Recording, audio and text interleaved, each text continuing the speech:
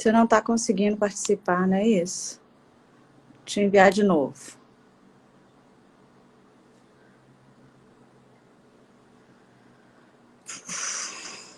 Pronto. Aí, boa Olá, noite. boa noite. Tudo bem? Tudo bom? Tá dando para me escutar direitinho? Aqui para mim tá ótimo. Tô Pessoal, se tranquilo, tiver né? algum problema de áudio aí, nos avise, tá? Por favor. Eu tava dando um Eu não recado pro estava pessoal aqui conseguindo do te... Ah, entrar, né? aham. Já tem bastante gente, né? Que bom. Tem sim. A gente pode começar. Eu tava falando só para concluir que tinha um pessoal que tava lá. Eu tava fazendo o meu merchan aqui, falando do canal do YouTube, que é novo, ó, Thiago Argrives por aí, quanto tempo. Canal do YouTube. E que eu ainda vou lançar aqui, até se tiver curiosidade, o curso sobre ativos endovenosos e intramusculares, que a gente faz dentro da integrativa, para médico, obviamente. Mas depois eu coloco, eu vi que tinha 2 colegas médicos participando lá, e aí depois eu vou falar do curso. Muito obrigado por ter aceitado o Uhum. convite. Aquilo que a gente já conversou, Eu que né? Falar um agradeço. pouco Adoro fazer de isso. saúde da mulher. A gente falar um pouquinho aí sobre saúde da mulher, você falar sobre a visão, a parte da ginecologia que é fundamental. E me conta, você presente aí para o pessoal. Eu também tenho que me apresentar, que tem gente que é do seu canal. Sou doutor Dias, trabalho na clínica Iven, trabalho com medicina integrativa. E fiz esse convite para a Aline por esse mês especial de saúde da mulher e para mostrar que a gente trabalha sempre junto, que os profissionais da área de saúde devem trabalhar dessa forma. E tem uma referência, apesar da gente não se conhecer, né, pessoalmente, mas uma referência fantástica desse trabalho seu. E queria que você viesse para falar de você e falar da ginecologia, da saúde da mulher. Então, para quem não me conhece, né, eu sou a Aline Franco, eu sou ginecologista, obstetra e mastologista. Ultimamente eu tenho focado um pouco mais nessa área da ginecologia regenerativa, que eu acho que é o que a gente tem ganhado muito nessa questão, não só na ginecologia, né, Dias, na medicina como um todo. A gente poder oferecer melhor qualidade de vida para as pessoas. Porque antigamente a gente tinha muito padrões, né, pré-determinados, principalmente na saúde da mulher. A mulher ela tinha muito pouco ganho com essa questão de qualidade de vida mesmo, né? Então, se atribuía muito à mulher alguns critérios até psicológicos. A gente sabe hoje, né, que até essa parte de sexualidade da mulher, ela sempre esteve vinculada com essa questão da resolutividade na sociedade da mulher. Então, o que a gente vê que tem evoluído muito, principalmente na área da ginecologia, essa parte hormonal, essa parte de oferecer melhor qualidade de vida para a mulher em qualquer fase de vida dela, né? A gente sabe que a mulher na parte de climatério, de menopausa, ela tem uma queda hormonal maior, mas você acompanha, e é uma queixa muito frequente nossa, atual, mulheres jovens com queda da qualidade de vida, queda da libido. Então, a gente tem que voltar um pouco esse olhar para a questão da mulher e parar de pensar que tem certas coisas que são normais, né? Envelheceu hoje, eu tô vendo aí a Ingrid, né, que eu acho que é paciente, né, junto. E assim, hoje em dia, uma mulher de 50, 55, 60 anos, ela tá no auge profissional, de autoestima. Então, essa mulher, ela precisa de uma qualidade de vida, né?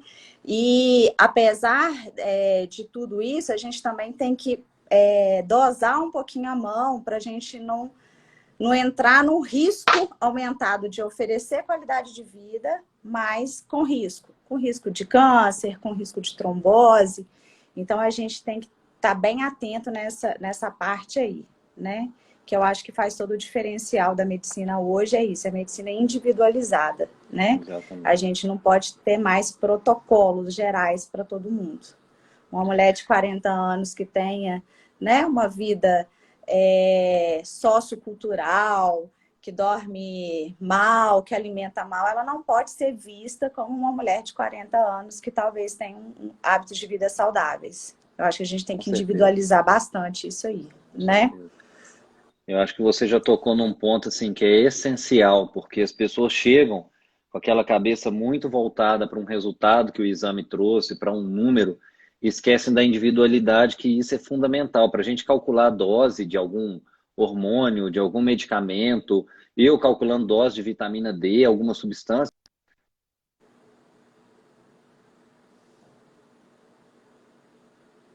bebida alcoólica,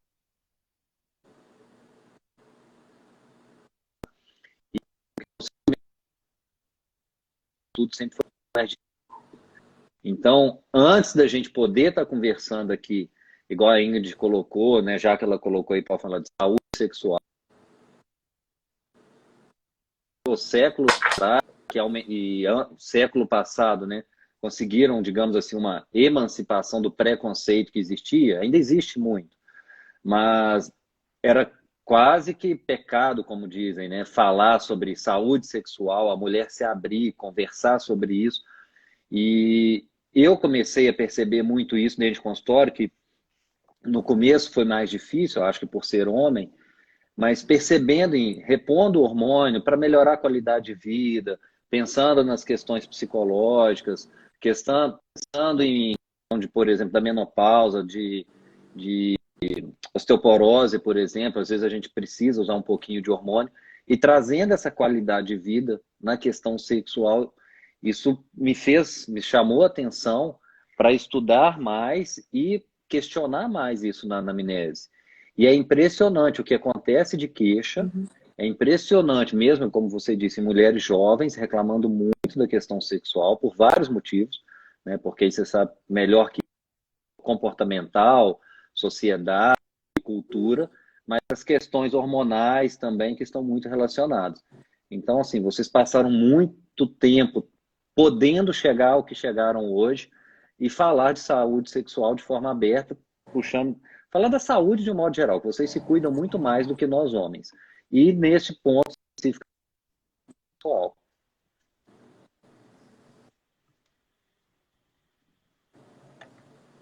né?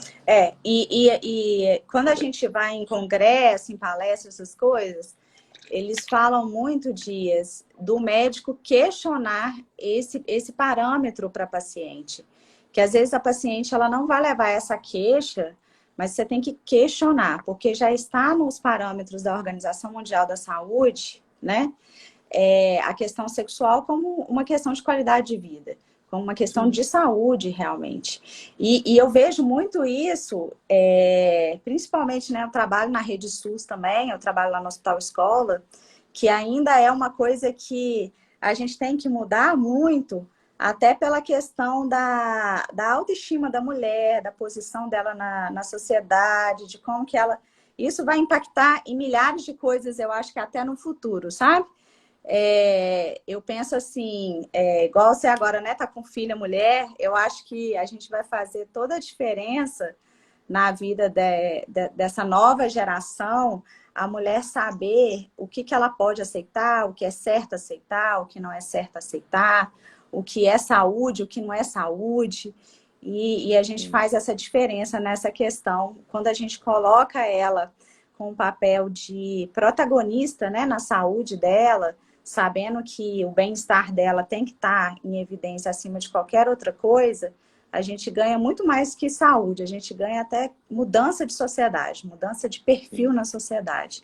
E eu acho que Sim. isso a gente consegue, nós que somos da nova geração, eu acho que a gente consegue ver isso de uma maneira melhor. E eu acho que a gente vai fazer toda a diferença no futuro aí. Eu acho que a gente Tá não falhando vem um pouco, com. eu acho, não tá? Não, mas tá, para mim aqui pelo menos Tá tá dando, né? legal. Para mim também tá tranquilo. Tá. O pessoal dá um feedback aí. Mas assim, eu acho que nisso aí que você falou, eu já sou uma geração mais velha que você, Mas também, assim, eu acho que a gente quebrou muito preconceito, né? Não consigo pensar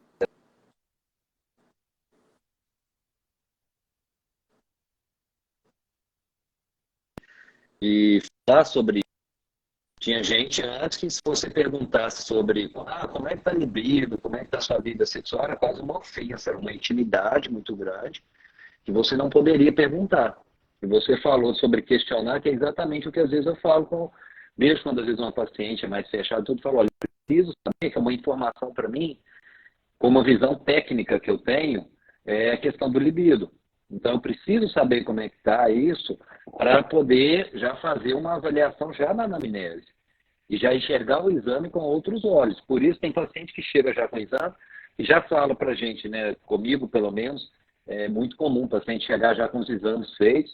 Aqui, doutor, fiz os 200 exames que você me pediu, dá uma olhada aí para mim como é que tá. Não, primeiro vamos conversar, deixa eu saber o que te incomoda, até para não ficar sugestionado com o que eu vou te prescrever.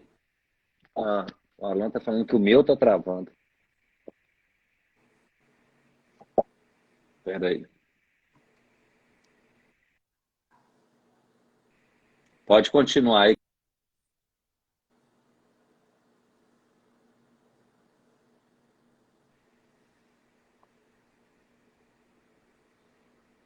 Melhorou? Estão me Melhorou. ouvindo aí? Melhorou até a imagem. Ah, Até a é a imagem melhorou. porcaria do meu Wi-Fi aqui que não estava bom. Ah, não posso xingar aqui não, né? É... Pode não, agora não pode mais não. Não pode nada, não pode nada. Oh, meu Deus. Mas aí eu Obrigada, passei para o Alan. 4G. Valeu, Alan. Valeu, parceiro. Então, o que mais que a gente ia falar? Nós falamos bastante disso aí. Então, e aí, o Dias, quando você, né, me convidou, né, para fazer a live e tudo, uma coisa que às vezes a gente vê muito, esse mês está sendo agora, essa semana está sendo o Congresso Brasileiro de Climatério. E aí sempre é aquela briga, né, da reposição hormonal, risco de câncer, risco de trombose, até onde a gente vai, até, né? E quando a gente vê, você deve estar observando isso às vezes até um pouco mais do que eu, essa questão dessa automedicação, da amiga que passa a medicação, a receita da outra que, né, que foi consultada, a gente vê que esse limite aí da gente oferecer qualidade de vida e aumentar o risco da paciente, ele deve ser estratificado. Então, o que a gente tem de estudos hoje de reposição hormonal, a gente teve alguns estudos aí que assustaram muito as pacientes, né? Os estudos que não foram feitos, não falo nem que não foram bem feitos, que foram N grandes, né? Aquele de reposição hormonal. E aí a paciente às vezes chega no consultório questionando, né? Essa questão até do risco para câncer. Você deve pegar isso, né? Ah, mas eu tenho que fazer reposição O dia hormonal, mas e inteiro. o meu O dia inteiro. risco, né? E o que a gente hoje também vê muito, pelo fato até de eu estar na mastologia integrada nisso aí, é que mesmo que a paciente, às vezes, ela tenha um risco familiar aumentado de câncer, a gente está autorizada pelas sociedades competentes, tanto de climatério, quanto da ginecologia, quanto de mastologia, para a gente fazer certas reposições para a gente propiciar qualidade de vida para essa paciente. Porque uma coisa é você ter um risco, né? A gente tem um risco de morrer atropelado. Mas até onde que esse risco ele atrapalha na qualidade de vida da paciente. Então, a gente também, às vezes a gente fica no meio do muro. Quando a gente vai tentar explicar para a paciente, mas a minha prima, minha irmã, minha mãe teve câncer de mama, e aí? Como que a gente vai fazer? Eu não vou fazer reposição hormonal. Eu tenho até uma amiga médica, dermato, que trabalha lá no HU comigo, que a mãe dela teve câncer de mama com 60 anos de idade. E eu falava com ela que eu acho que ela tá na live, eu não sei se eu vi ela na live aí. Mas aí, todo dia que eu chegava no HU, ela tava derretendo, igual vela de igreja, que eu falei, que vela de igreja parece que derrete pros lados, assim. Eu falava, pelo amor de Deus, qual a qualidade de vida que você tá tendo? Ah, mas minha mãe teve câncer de mama com 60 anos. Isso não entra no score de risco aumentado para câncer de mama. Então, a mulher jovem, ativa, que estava deixando de fazer uma reposição hormonal para melhorar a qualidade de vida dela, orientada do meio médico por conta de um desconhecimento. Tá fazendo, tá mais ou menos uns 6 meses, 7 meses, é outra pessoa. Ela falou até na relação familiar com o parceiro dela, com a filha, na profissão, é outra qualidade de vida. Então, tem que ser feito de maneira adequada, fazendo um score de risco da paciente e saber até onde isso aí realmente é risco, porque o câncer ele é multifatorial, né, Dias? A gente sabe que não é Falar só nisso agora. genético. Não. Então, minha mãe teve câncer. Minha irmã, com quantos anos? Qual o tipo de câncer? Tem outro tipo de câncer na família? Só ter tido câncer não exclui essa paciente para fazer reposição hormonal. E a gente tem que frisar isso, porque muitas delas não fazem por conta desse medo. E a gente já tem estudos corroborando, e até em pacientes, no Congresso Brasileiro de Climatério, aquelas pacientes muito sintomáticas, pós-câncer de mama, por exemplo, né, que é o maior medo da paciente, se ela, dependendo do tipo hormonal, do tipo tumoral desse câncer de mama, a gente pode fazer algumas reposições hormonais para oferecer qualidade de vida para essa paciente. Então, a gente não pode mais tratar todo mundo da mesma maneira e deixar essa paciente sem qualidade de vida nenhuma. Ela não vai ter câncer, mas não vai ter, né, vida, uma vida adequada. A pessoa está evitando, segundo ela, um risco, mas para viver numa realidade ruim. E Isso você aí. tocou num ponto que é onde eu abordo muito com os pacientes, que é a questão multifatorial. Então, a gente tem que entender, por exemplo, se a mãe é tabagista, a questão da obesidade, que a gente sabe por causa da predominância estrogênica, a questão da alimentação, os disruptores endócrinos, né, tão presentes no nosso meio hoje, que estão relacionados muito mais do que o próprio hormônio. Então, tem que fazer essa avaliação toda. E medicina, eu sempre falo com pacientes, acredito que você vai concordar, é uma balança, onde você tem riscos e benefícios. Não tem nada em medicina, praticamente, que seja isento de algum risco. Tudo tem um risco. Você vai suplementar uma vitamina, tem um risco. Outro dia rolou uma fake news aí, esses dias, de um paciente com o coração empedrado, literalmente, um coração calcificado, que teria sido pela vitamina D, e começou a rodar. E eu que trabalho muito, fiz o curso do protocolo Coimbra, com doses altas de vitamina D, fiquei preocupado com aquilo, achei estranho. Não deu 6 horas, começaram a rodar que era fake news. O próprio médico que operou esse paciente desmentindo. Não, gente, tem nada a ver com vitamina D, o exame dele estava normal, PTH normal. Foi um caso raro de, sei lá qual que é a situação. E avaliar essa questão hoje também de longevidade. Hoje mesmo eu atendi uma senhora, uma das filhas trata comigo, mas eu não sabia dessa informação, que as 2 filhas tiveram filho aos 42 anos.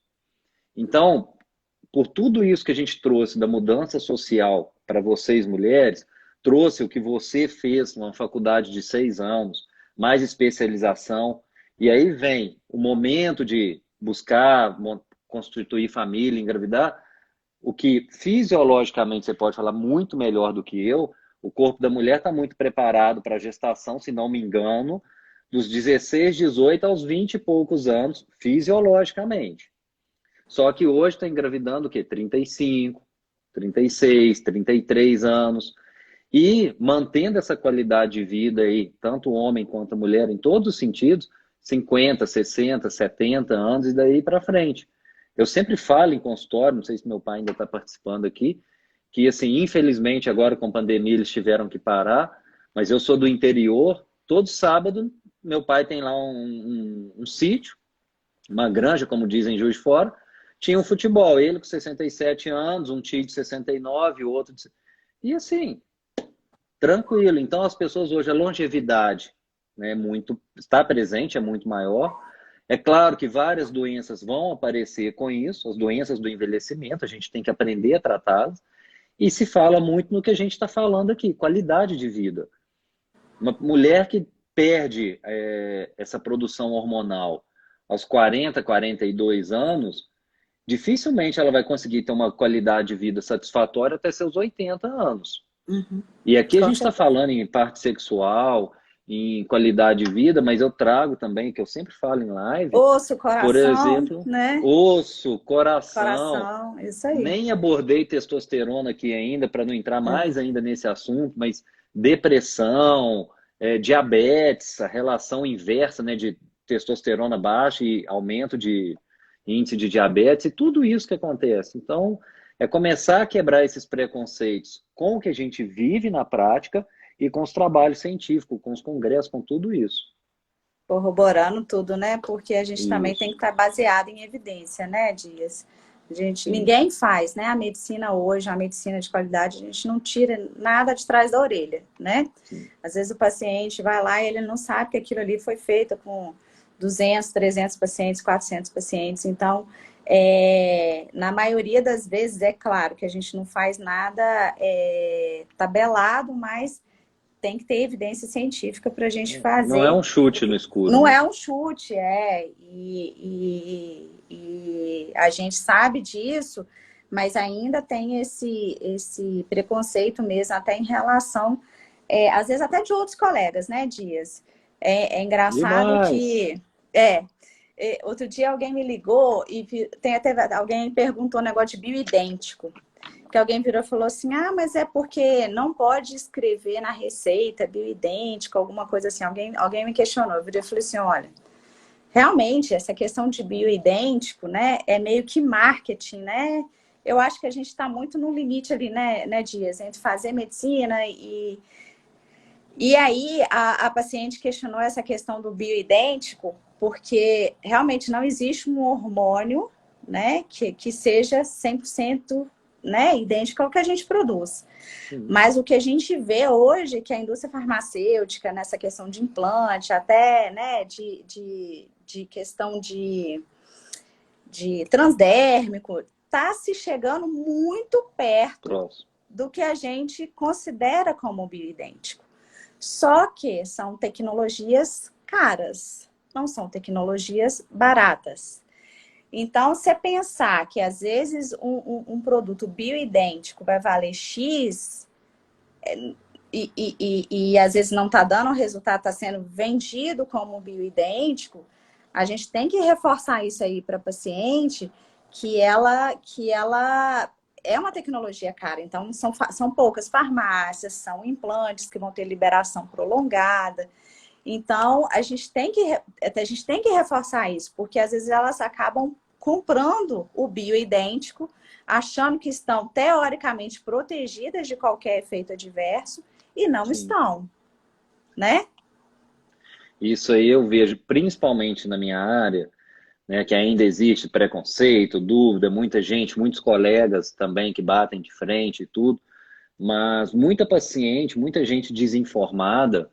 Tem um colega que é uma referência no Brasil, só que eu às vezes tento segurar as pacientes, os pacientes também, homens que chegam, ah, porque fulano falou isso aqui no YouTube e tal, tal, tal. Eu falei, olha, calma, porque fulano não atende.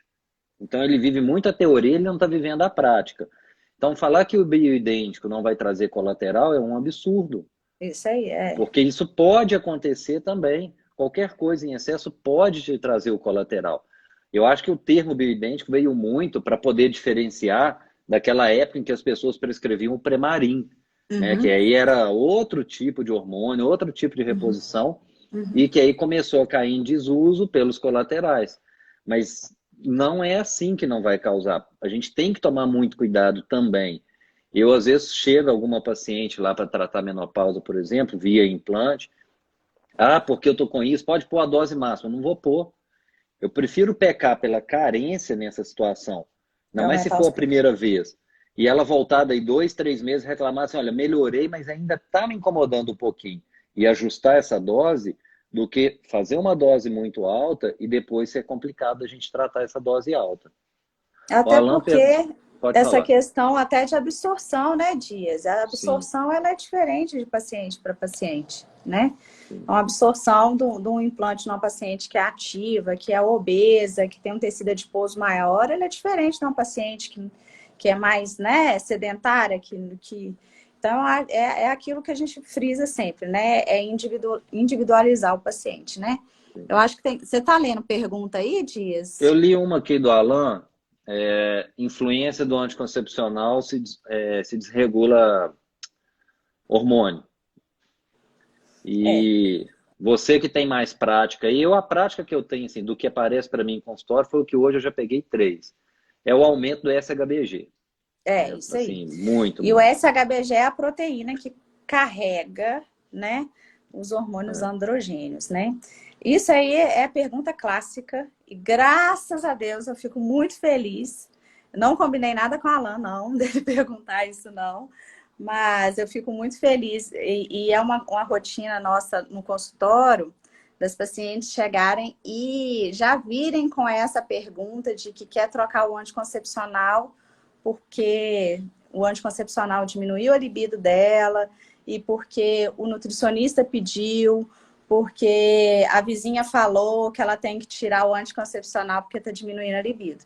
E aí você já tocou no ponto-chave, que é, né, o aumento das proteínas hepáticas, né, as proteínas SHBG, que aí transportam, né, elas sequestram os androgênios, testosterona e todos os derivados dela, né, diminuindo não só a libido, tá, gente? Essa questão de anticoncepcional reduz, né, todas as ações dos hormônios androgênios no corpo da mulher. Então, massa muscular, questão de disposição, e aí eu acho que você pode até, né, ô Dias, comentar um pouquinho mais que às vezes a paciente já chega lá querendo talvez fazer uma reposição de hormônios sem saber que às vezes não precisa nem de suplementar e às vezes é só tirar algumas coisas que ela já está usando, né? esse foi exatamente, também não combinei com a Alan, o último caso que eu atendi hoje no consultório. A paciente chegou já com exames, com a indicação da nutricionista para ir ao meu consultório para fazer gestrinona.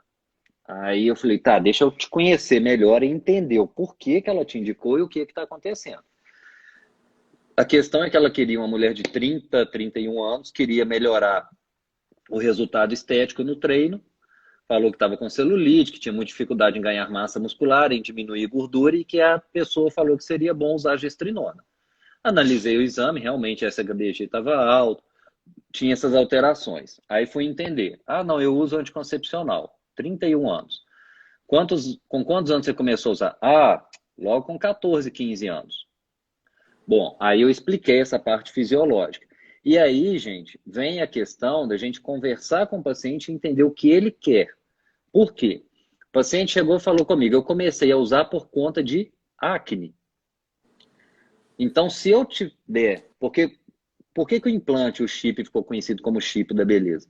Chega um perfil desse, né, ali no consultório, e fala com a gente assim, ah, eu quero trocar e tal. Aí colocava o implante como um anticoncepcional.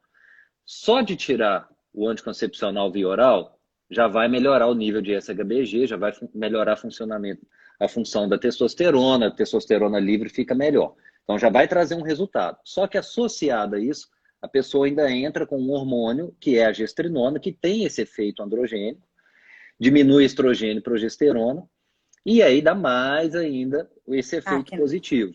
Uhum, Poxa, maravilha. Só que também tem o contrário. uhum. Você tirou aquilo que deixava a sua pele mais, não vou falar que ressecada, né? Mas que diminuía a oleosidade. Então a tendência é maior a acne e a queda de cabelo. Então eu falei exatamente isso com ela, ó, você está numa balança, tem que escolher. Porque você pode só tirar o anticoncepcional, a gente vê como é que fica. Ah, não, estou pensando em pôr um implante. A gente pode colocar um implante, não na dose anticoncepcional, uma dose mais baixa, e reavaliar com 2, 3, 4 meses. Mas expliquei tudo isso para ela. E aí ela me E, veio com um questionamento que aí de colega médico, que eu não sei se você vive isso em consultório. Ah, mas teve um colega seu que falou que era um absurdo eu usar esse hormônio para fins estéticos. Eu falei, olha, uhum, você está usando um hormônio para fins estéticos. Ela olhou asssustada, eu falei, para que você usa um anticoncepcional? Ela, eu uso para acne. Ela mesma falou, eu nunca usei um anticoncepcional pensando em não engravidar. Eu sempre usei para acne.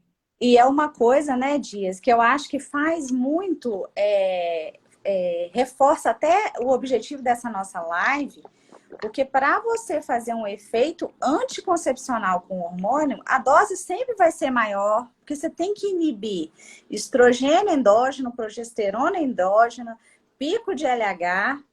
Então, sempre que aquela paciente quiser hormônio para fazer efeito estético, de massa, metabólico, e quiser que você também faça a questão de anticoncepção, essa paciente ela sempre vai precisar de muito mais hormônio do que se você fizesse, por exemplo, um aumento de testosterona, teoricamente, assim.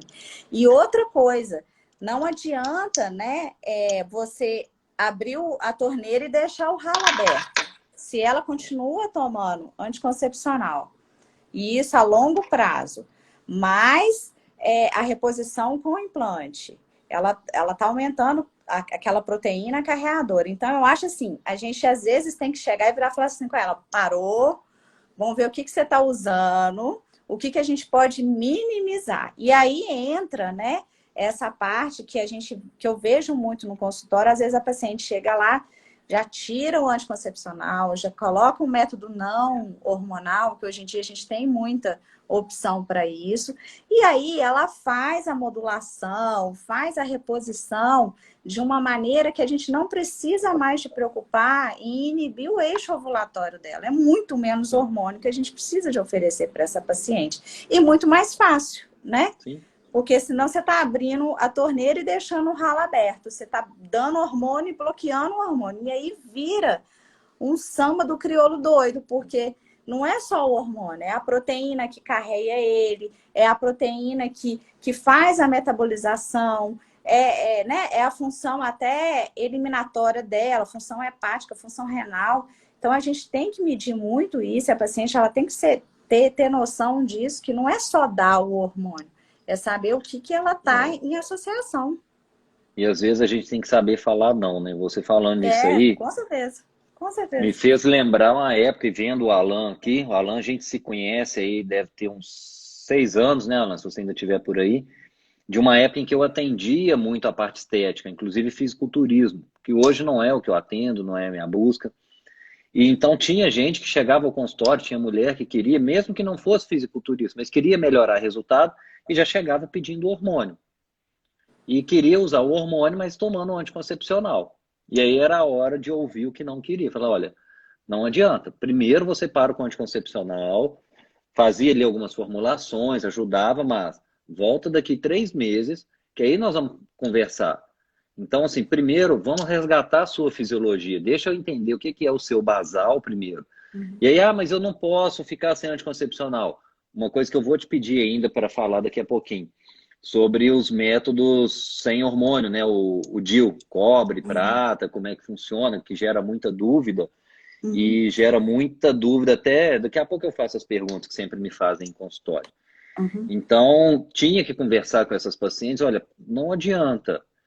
Eu estou fazendo você apagar incêndio de um lado e jogando gasolina do outro. Isso Então, aí. primeiro, vamos recuperar o basal. Só que a pessoa imediatista, ainda mais na estética, muito imediatista, acaba não entendendo isso.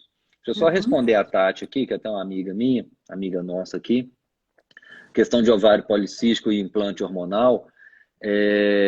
Na questão, Tati, o implante hormonal que a gente usa como método anticonceptivo, que é a gestrinona. A gestrinona em SOP eu normalmente não recomendo porque vai piorar os Subir efeitos da SOP, testosterona, isso aí. né? Gente, nós não combinamos não, tá? E Ah, a gente nunca nem sentou para bater papo sobre as ideias dentro da medicina, é de conversar, de conhecer de Instagram. Mas é porque são coisas óbvias para a gente, vocês não têm obrigação nenhuma de saber. A gente está aqui para responder exatamente isso. Porque na SOP já tem um aumento de androgênio. E eu vou te dar uma quantidade maior, o efeito colateral vai ser pior. Então aí é uma situação que o anticoncepcional pode ser sim indicado e está aqui a Aline para falar melhor do que eu. E eu quero te perguntar o seguinte: contraindicações ao DIU de cobre e prata.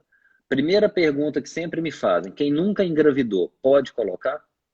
Pode. Sem contraindicação.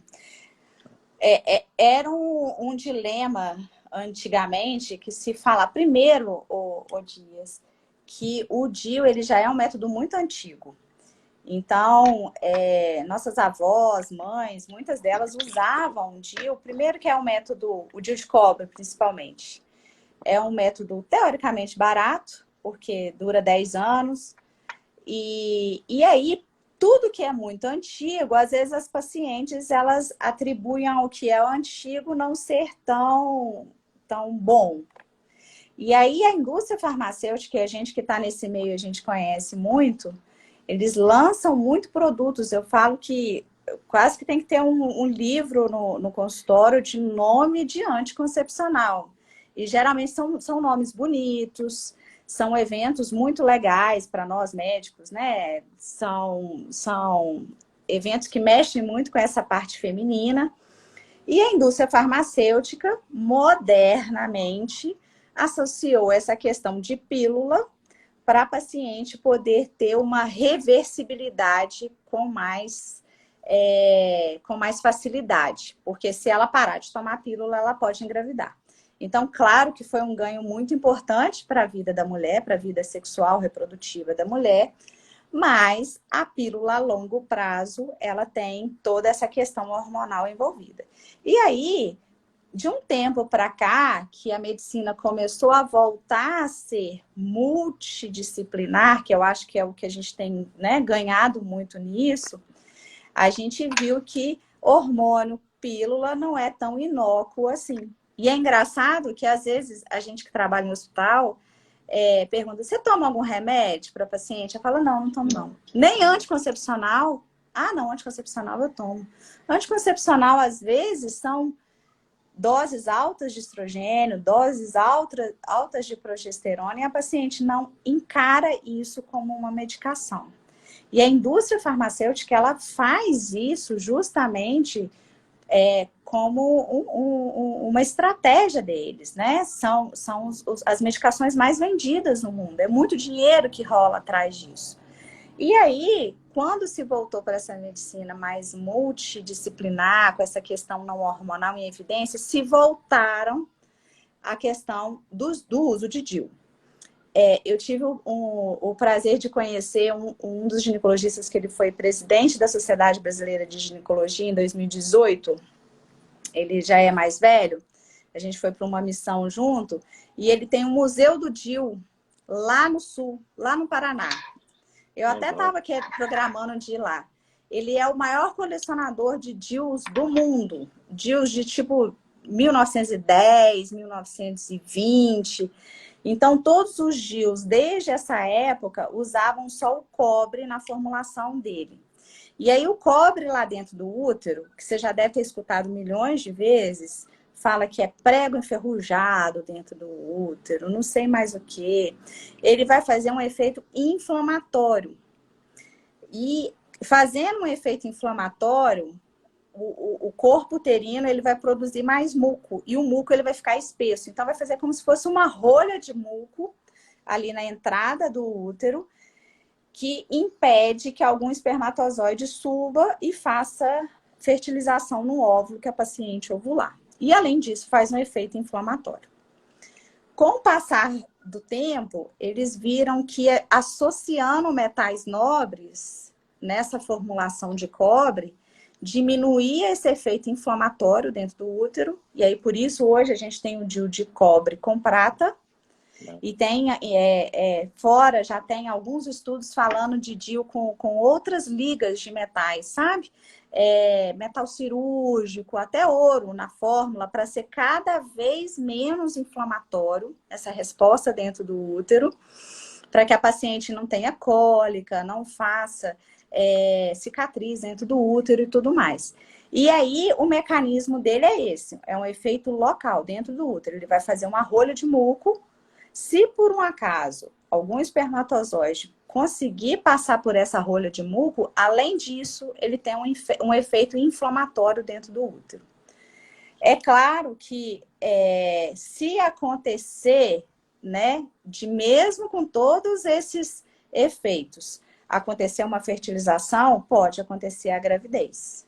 E aí não existe esse mito, né? Pelo menos não se tem relato confirmatório de que o DIU possa fazer o aborto desse ovo que vai acontecer. Então, se acontecer uma gravidez, né, uma fertilização nessa paciente com DIU, a chance dela ter um abortamento é uma chance de abortamento teoricamente habitual de qualquer outra mulher, porque a gente tem que considerar que toda gravidez tem chance de abortamento, e se essa gravidez for para frente, não existe isso do DIU nasceu colado na testa, nasceu não existe, porque né, a formação ali dos tecidos embrionários, ela é totalmente diferente ali da parede do útero. Mas corre o risco de ter gravidez. Como corre da paciente tomando pílula, vomitar, esquecer, ter diarreia. Então, basicamente é isso dos DIUs que a gente tem para falar. E aí, quando veio o DIU de cobre com prata, que é um DIU mais recente, ele deve ter mais ou menos uns 8 a 10 anos, eles colocaram essa prata, tanto é que só tem um tipo de DIU no mercado hoje, uma fábrica, né? Um produtor desse DIU, que ele confere um efeito menos inflamatório. Mas pelo fato dele ser menos inflamatório, o tempo de uso dele também é menor, que aí o de cobre seriam 10 anos e o de cobre com prata tem que ser 5 anos, que aí, né, o efeito dele pelo fato de ser menos inflamatório, a gente tem que trocar, né? Bem tranquilo, 5 anos, né? Gente, ó, deixa eu aproveitar, deixa eu dar 2 recados. Ajudem a divulgar aí, tá bem legal. E a Priscila, que esteve conversando com você, me mandou uma mensagem aqui e pediu para você, como eu estou fazendo pelo seu canal, para você depois salvar a live para a gente jogar para o YouTube. Tá, beleza. Mas, então, gente, deu para entender a questão do DIU, deu para entender que não tem essa contraindicação quem nunca engravidou. Perguntaram aí, vou deixar você falar, se quem teve câncer de mama e toma tamoxifeno, se pode usar o DIU. Na verdade, o único efeito, é o único anticoncepcional que a gente pode oferecer para a paciente que teve câncer de mama. Inclusive, nem o Mirena, tá? Nem Mirena e nem Cailina estão autorizados na paciente que teve câncer de mama. Naquela paciente que tem um risco aumentado, aí é outra história, né? Sim. A gente está autorizado a fazer porque, teoricamente, o risco está ligado ao estrogênio. Mas a gente já tem estudos falando de câncer de mama relacionado também com a progesterona. Mas aquela paciente que teve câncer de mama não tem outra opção para ela. Ou é camisinha, ou é ligadura, ou é DIU não hormonal. E aí entra cobre e prata. Falando em DIU aí, para a gente já pular para o nosso último assunto, que é a TPM, eu tenho uma imagem, depois eu vou te mandar, bem legal, de uma paciente de uns 3 anos atrás. A gente estava tratando SOP, ela tinha 2 miomas pequenininhos, usava o DIU de cobre e engravidou. Então tem uma imagem de ultrassom, só que ela não achou ruim a gravidez, entendeu? Ela achou por outros motivos, que não teria como engravidar, colocou o DIU e não foi uma notícia ruim. Com 6,5, com quantas semanas, tiraram o DIU. Mas tem a imagem lá da ultrassonografia que dá para ver direitinho, né? A implantação, o DIU e o pequeno mioma e o cisto de ovário. Então, gente, em medicina não existe regra. Tudo pode acontecer, sempre vai haver exceção. Não existe pílula, DIU, método que seja 100% confiável. Tudo pode acontecer. Então, só uma observação e curiosidade aí. A questão do DIU, né, ô Dias, é que a paciente ovula, né? Sim. E a partir do momento que a paciente ovula, eu falo que às vezes foge do nosso controle, né? É coisa que tá ovulando. Vai saber onde se... Tem um risco maior de engravidar com o DIU? Tem um risco maior de engravidar com o DIU. Então, quando elas chegam lá no consultório e falam assim, mas eu tenho o mesmo risco de engravidar usando DIU e usando pílula? Se você usar direitinho a pílula, o seu risco de não engravidar é menor do que com o DIU. Mas eu duvido, e toda mulher que está assistindo a live aí sabe disso, que a mulher não esquece, que atrasa o horário de pílula, e isso é humanamente impossível. Ainda mais, né, na faixa etária que a mulher está usando pílula. Então, não existe o uso 100% correto de pílula pela mulher. Nenhuma mulher. Por mais certinha que ela seja, coloca despertador no celular, um dia ela vai esquecer, um dia ela vai trocar o horário da pílula, um dia ela vai viajar, vai esquecer a pílula, vai esquecer de comprar, não vai ter na farmácia a pílula que ela está tomando. Então, não existe isso da gente conseguir 100% de evitar. Mais que o DIU, ele, pelo fato da paciente estar ovulando, ele aumenta um pouquinho o risco. Isso aí é uma questão que aumenta mesmo. Faz parte. É um Faz risco que tem parte. que ser conversado, é a paciente escolher aí o que fazer. E TPM, para a gente poder fechar, é uma coisa assim que a gente está falando em qualidade de vida e nós começamos falando sobre qualidade de vida, né, na menopausa, principalmente, no climatério, sobre reposição de hormônio e tudo. Vamos falar então do que eu vejo em consultório, pelo menos na minha rotina, o que mais tira a qualidade de vida da mulher durante esse período aí de ciclo ovulatório, que é a TPM, que muitas vezes nem é diagnosticada e Nem é tudo, falada, né? nem é falada. E muitas vezes até tem o preconceito de ouvir, isso é besteira, isso é frescura, para com isso, para de bobeira. Que você me diz? Fica à vontade, vamos conversar um pouquinho sobre TPM. Eu falei aqui semana passada bastante sobre isso, vou deixar agora você ficar à vontade de falar de TPM.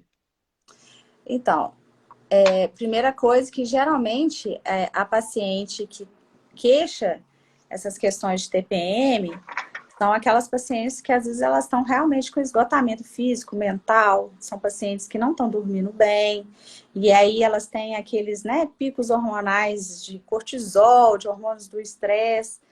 Então, as pacientes que costumam relatar essas questões de TPM, primeira coisa que eu acho que a gente tem que perguntar, e é o básico, né, de qualquer questão em medicina hoje, é essa questão até do hábito de vida da paciente. Então, a paciente que tem essas quedas de qualidade de vida, principalmente na pré-menstruação, e às vezes tem pré, durante e pós-menstruação. Então, é aquela paciente que às vezes fala assim, nossa, durante 20 dias no mês, eu não aguento nada. Eu falo, nossa, sobra 10 dias no mês para você ser uma pessoa mais ou menos. Então, qual a qualidade de vida dela? E hoje a gente tem medicamento que a gente vê essa questão de TPM até repondo vitamina, né? Você já viu isso, repondo óleo de prímula nada mais é do que um antioxidante, vitamina C, vitamina E. Por quê? Porque essa paciente ela tem um ritmo de vida tão louco, tão exacerbado, que ela não tem o mínimo para aquela fase de descamamento, de queda hormonal, de nutriente mesmo.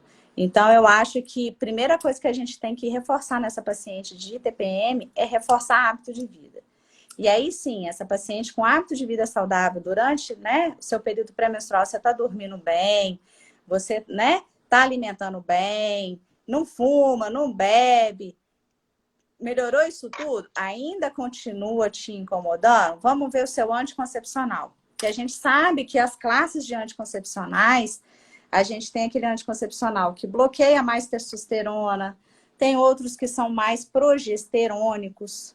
Então, aqueles anticoncepcionais que as progesteronas elas são mais mineralocorticoides, são aqueles que não inibem tanto essa questão do inchaço na mulher, são os anticoncepcionais que geralmente causam mais TPM na mulher.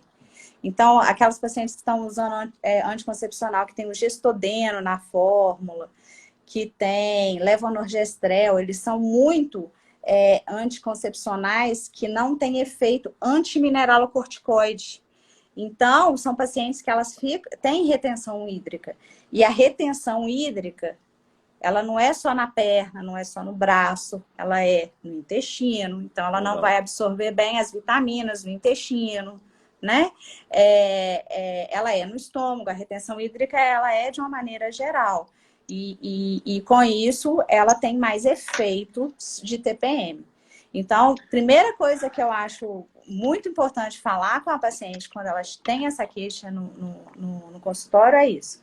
Os hábitos de vida e depois o anticoncepcional, os outros remédios que ela está usando, que às vezes é só adequar mesmo com uma dieta e a gente não precisa de passar mais uma fórmula para essa paciente, né, Dias? Porque o que a gente vê é que as pacientes hoje, elas estão muito polimedicadas. Elas, pacientes com 30, 32 anos, tomando 4, 5 pílulas por dia. E às vezes é aquilo que você falou, né? Usa um negócio, o negócio para bloquear aquele negócio que ela está usando, o outro para estimular o bloqueador. Então a gente tem que parar com isso, analisar o caso, entender, né? Não precisar não sabe nem onde começou o problema, né? É isso sabe aí. Nem de onde veio. E aí vira uma bola, né? Porque às vezes ela vai em mim, vai em você, e vai no outro, e vai no outro. E aí pega uma receitinha de cada um com que ela acha que alguém falou com ela que aquele ali que ela passou para mim é bom, mas aquele ali que ela passou sem ter esse conhecimento do que a gente consegue manejar nisso aí. Aí, assim, vai em outro, em vários médicos, estou vendo aqui, Mota, o Franco, vários colegas passando, e existe essa dificuldade, né, dos médicos em conversarem entre si. Então, a mulher está com dor de cabeça, você vai para o neuro. Ah, não, meu problema é dor no ombro, você vai lá no moto, mas eles não conversam, não interagem, ninguém pede para ver a receita do outro, não, isso não é comigo e deixa para lá. Agora, dentro do que você começou falando sobre a TPM, o que me chama a atenção é o seguinte, nos últimos 2 anos, o que eu mais atendi no consultório foi o que a gente chama hoje de síndrome de burnout, do estresse. Eu tenho paciente que chega com diagnóstico de depressão e, na verdade, tem burnout. Eu tenho paciente obeso, mas que começou pelo burnout. Tenho da fibromialgia e tenho muito da TPM. Não que a mulher não tenha a TPM, mas a TPM só está intensificando uma situação que é o estresse. E o que eu já fiz live, não vou entrar muito nesse assunto aqui, tem lá gravado sobre burnout específico, mas o que eu sempre venho trazer sobre esse tema é das pessoas diferenciarem o lado psicológico, onde eu não abordo, eu até oriento, hoje eu fiquei meia hora conversando com uma paciente, não é minha abordagem, mas assim, saindo de uma pessoa que faz terapia há muitos anos, eu há 6 anos, então a gente acaba identificando algumas coisas, eu encaminho. Olha, você vai procurar, você precisa de terapia, ok, psicológico. Agora, onde que eu entro? Qual que é a minha abordagem? Exatamente na questão bioquímica, porque o burnout vai trazer essa alteração intestinal, com anticoncepcional, sem anticoncepcional. Eu não sabia disso, que o anticoncepcional podia trazer essa interferência na questão do intestino, então eu acabei de descobrir isso agora, e vou olhar com mais atenção. Eu te mando muita coisa. Essa questão, né, do antimineralocorticoide é o que a gente vê mais em voga na evolução dos anticoncepcionais hoje, é isso, né? Porque eles usam a combinação de duas moléculas, né? Se uma molécula no organismo já faz tanto efeito colateral, você imagina uma pílula combinada, que é uma com a outra. Então, eu acho muito engraçado que às vezes a gente escuta até de ginecologistas mesmo, sabe, Dias? Qualquer anticoncepcional. Gente, para mim, a coisa mais difícil na ginecologia é você passar um anticoncepcional adequado para o paciente. Você pode ter várias combinações de estrogênio com progesterona. Quando eu estou com os meninos lá na HU, eu falo isso com eles, eu passo tabelinha para eles, porque são milhares de combinações. E se você não vê o que a paciente tem, você está só fazendo efeito de anticoncepção nela. E ela vai tomar aquele remédio todo santo dia.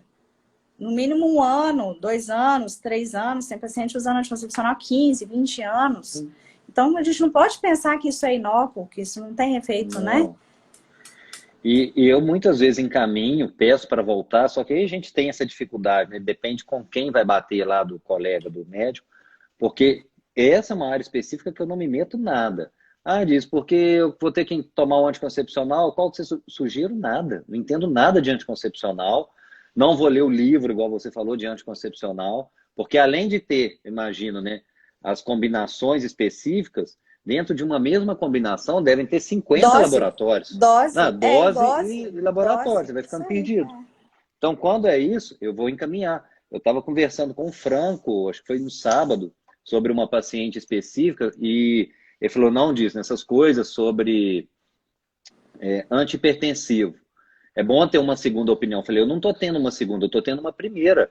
Porque eu, quando eu estudei, eu sabia de losartana, de atenolol, agora os novos aí, o que que tem, Pois combinação, não é, entendo cada um no seu nada, eu vou quadrado, né? encaminhar, cada um no seu quadrado. Então, assim, e tem que ter essa conversa, né? Nós médicos, assim, eu estou fazendo essa live com você, fiz uma com a doutora Jéssica, neuro, e entender isso, o paciente, você paciente que está acompanhando, nós médicos, a gente se abrir para essa conversa, ninguém é dono da razão. O problema é que o meio médico, de um modo geral, não todos, obviamente, é muito envolvido pela vaidade, então tem gente que tem muita dificuldade de receber uma sugestão. Uhum. Exemplo, uma paciente outro dia chegou para mim com extremo cuidado para falar que o fisioterapeuta dela, na primeira consulta, tinha sugerido, mas que era para ela ver comigo o uso de, eu não lembro de qual vitamina ou um colágeno lá por conta dos ossos. Mas com muito medo, ela falou, ele falou com muito medo que ele sabe que médico não gosta que dê opinião. Eu falei, ó, por mim não tem problema nenhum. É claro que se eu não concordar, eu vou chegar e falar, olha, não concordo com isso. Mas só que as pessoas têm que entender, têm que conversar e interagir mais para o bem do paciente, né? Eu acho que o Instagram daqui a pouco vai bloquear a gente, já deu uma horinha Vai. aqui. Já deu quanto tempo aí? Já deu quase uma hora, porque a gente entrou É. 9:01, 9:02, só que Aham. aí eu saí do meu, entramos no seu.